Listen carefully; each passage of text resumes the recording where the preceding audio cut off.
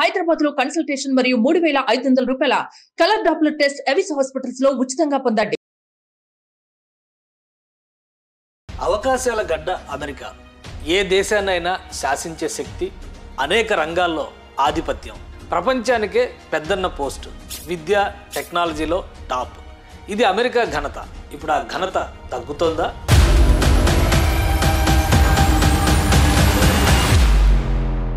ఒకప్పుడు వలసదారులకి స్వర్గధామం, ఇప్పుడు no entry board పెడుతోందా?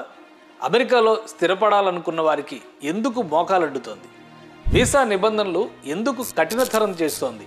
2025లో కొత్త వీసా పాలసీ రాబోతోందా? H1B వీసాదారులకి ఇక కష్టాలు తప్పవా? కొత్త వీసా నిబంధనలతో ఎవరికి ఎక్కువ నష్టం?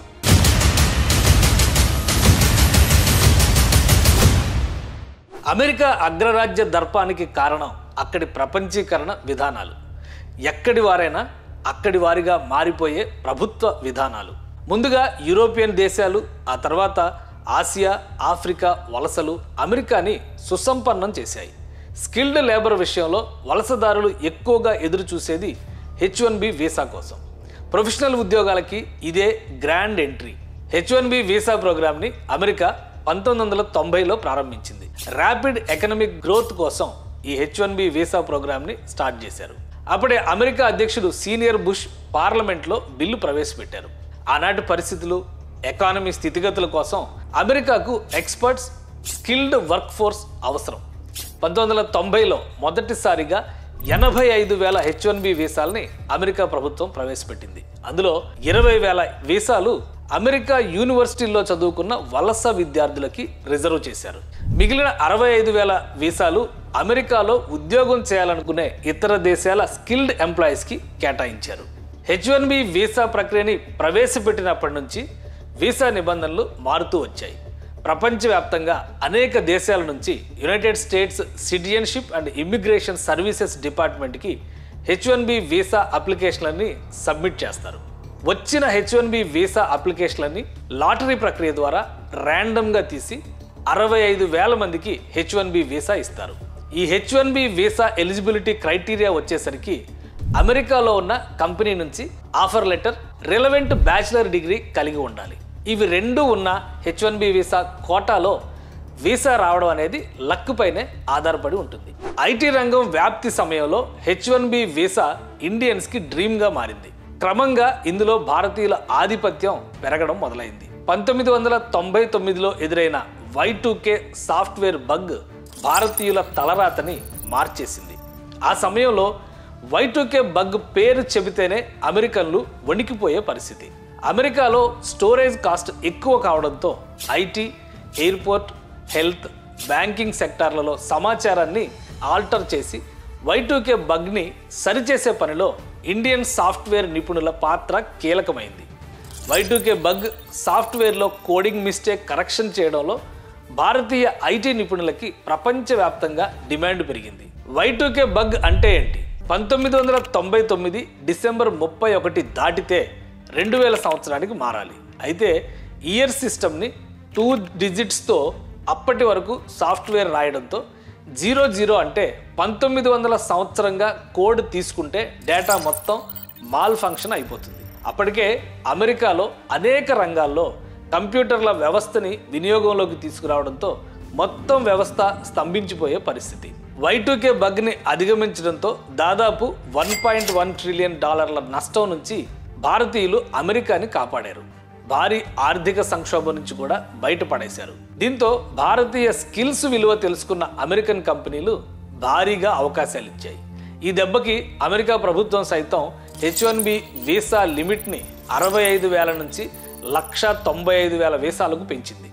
1998, 2000, 2003, 2004, 2008, 2009 సంవత్సరాల్లో ఈ వీసా నిబంధనలకి అనేక మార్పులు, చేర్పులు చేసింది. కొత్త చట్టాలను కూడా అమెరికా తీసుకొచ్చింది. రాను రాను కాలం మారింది. కష్టాల తీరం దాటేశాక అమెరికా కొత్త రాగం అందుకుంటోంది. బీ అమెరికన్, బై అమెరికన్ అంటూ వలసదారులపై కొరడా జలిపించేందుకు అమెరికా ప్రభుత్వాలు గత కొన్నేళ్లుగా ప్రయత్నాలు చేస్తున్నాయి. అందులో భాగంగా H1B వీసా నిబంధనల్ని కఠినతరం చేస్తోంది అమెరికా ప్రభుత్వం. కొత్త H1B వీసాపై 2025లో చట్టమే చేసేందుకు సన్నద్ధమవుతోంది.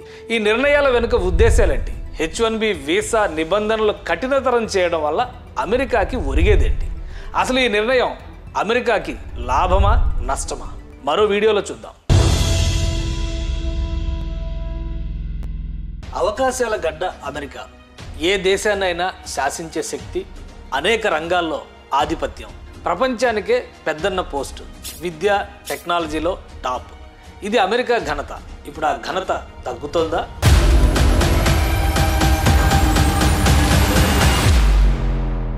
ఒకప్పుడు వలసదారులకి స్వర్గధామం, ఇప్పుడు నో ఎంట్రీ బోర్డు పెడుతోందా? అమెరికాలో స్థిరపడాలనుకున్న వారికి ఎందుకు మోకాలడ్డుతోంది? వీసా నిబంధనలు ఎందుకు కఠినతరం చేస్తోంది? 2025లో కొత్త వీసా పాలసీ రాబోతోందా? H1B వీసాదారులకి ఇక కష్టాలు తప్పవా? కొత్త వీసా నిబంధనలతో ఎవరికి ఎక్కువ నష్టం?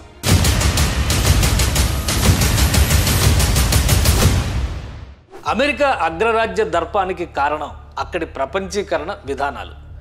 ఎక్కడి వారైనా అక్కడి వారిగా మారిపోయే ప్రభుత్వ విధానాలు. ముందుగా యూరోపియన్ దేశాలు, ఆ తర్వాత ఆసియా, ఆఫ్రికా వలసలు అమెరికాని సుసంపన్నం చేశాయి. స్కిల్డ్ లేబర్ విషయంలో వలసదారులు ఎక్కువగా ఎదురు చూసేది H1B వీసా కోసం. ప్రొఫెషనల్ ఉద్యోగాలకి ఇదే గ్రాండ్ ఎంట్రీ. H1B వీసా ప్రోగ్రామ్ని అమెరికా 1990లో ప్రారంభించింది. ర్యాపిడ్ ఎకనామిక్ గ్రోత్ కోసం ఈ H1B వీసా ప్రోగ్రామ్ని స్టార్ట్ చేశారు. అప్పుడే అమెరికా అధ్యక్షుడు సీనియర్ బుష్ పార్లమెంట్లో బిల్లు ప్రవేశపెట్టారు. ఆనాటి పరిస్థితులు, ఎకానమీ స్థితిగతుల కోసం అమెరికాకు ఎక్స్పర్ట్స్, స్కిల్డ్ వర్క్ ఫోర్స్ అవసరం.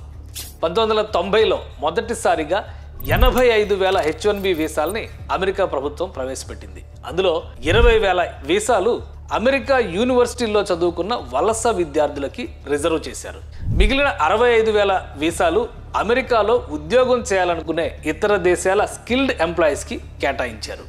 H1B వీసా ప్రక్రియని ప్రవేశపెట్టినప్పటి నుంచి వీసా నిబంధనలు మారుతూ వచ్చాయి. ప్రపంచవ్యాప్తంగా అనేక దేశాల నుంచి United states citizenship and immigration services డిపార్ట్మెంట్కి H1B వీసా అప్లికేషన్లని సబ్మిట్ చేస్తారు.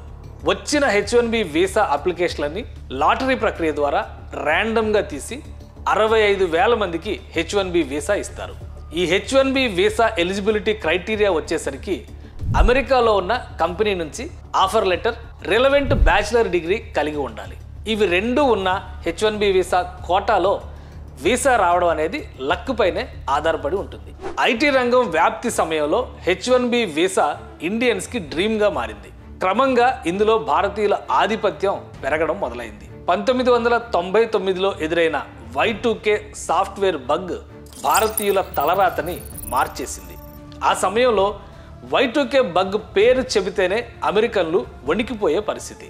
అమెరికాలో స్టోరేజ్ కాస్ట్ ఎక్కువ కావడంతో ఐటీ, ఎయిర్పోర్ట్, హెల్త్, బ్యాంకింగ్ సెక్టార్లలో సమాచారాన్ని ఆల్టర్ చేసి Y2K బగ్ని సరిచేసే పనిలో ఇండియన్ సాఫ్ట్వేర్ నిపుణుల పాత్ర కీలకమైంది.